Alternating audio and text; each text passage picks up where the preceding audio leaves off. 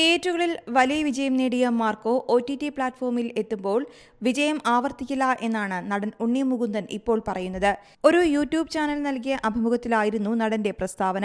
ചിത്രം OTTയിൽ വിജയമാകില്ലെന്ന് മാത്രമല്ല, കീറിമുറിച്ച് ഇടകീറി പരിശോധിക്കാനും ചിത്രത്തിലെ ലോജിക്കും മറ്റും ആരാഞ്ഞ വിമർശനങ്ങൾ ഉയരാനും സാധ്യതയുണ്ടെന്ന് തനിക്ക് വളരെ വ്യക്തതയുണ്ടെന്ന് ഉണ്ണി മുകുന്ദൻ പറഞ്ഞു. മാർക്കോയിലെ വളരെ വയലന്റായ ദൃശ്യങ്ങൾ കാരണം A സർട്ടിഫിക്കറ്റ് ആയിരുന്നു സെൻസർ ബോർഡ് നൽകിയത്. ചിത്രത്തിലെ അമിതമായ രക്തച്ചൊരിച്ചിൽ സോഷ്യൽ മീഡിയയിലും നിരൂപകർക്കിടയിലും അനവധി ചർച്ചകൾക്കും കാരണമായിരുന്നു. വേൾഡ് വൈഡായി 100 കോടിക്ക് മുകളിലാണ് ചിത്രം കളക്ഷൻ നേടിയത്. കേരളം കൂടാതെ നോർത്ത് ഇന്ത്യയിലും മികച്ച അഭിപ്രായമാണ് ചിത്രം നേടിയത്. ചില സിനിമകളുടെ രൂപകൽപ്പന തന്നെ തിയേറ്ററുകളിൽ പ്രദർശിപ്പിക്കുമ്പോഴുള്ള പ്രത്യേക അനുഭൂതി ലക്ഷ്യം വെച്ചുള്ളത് മാത്രമാണ്. ആ ഒരു നിമിഷം പുറം ലോകത്തെ പറ്റിയൊന്നും ഓർമ്മിക്കാതെ പ്രേക്ഷകനെ സിനിമയ്ക്കുള്ളിലേക്ക് ആനയിക്കേണ്ടത് സിനിമാക്കാരുടെ കടമയാണ്.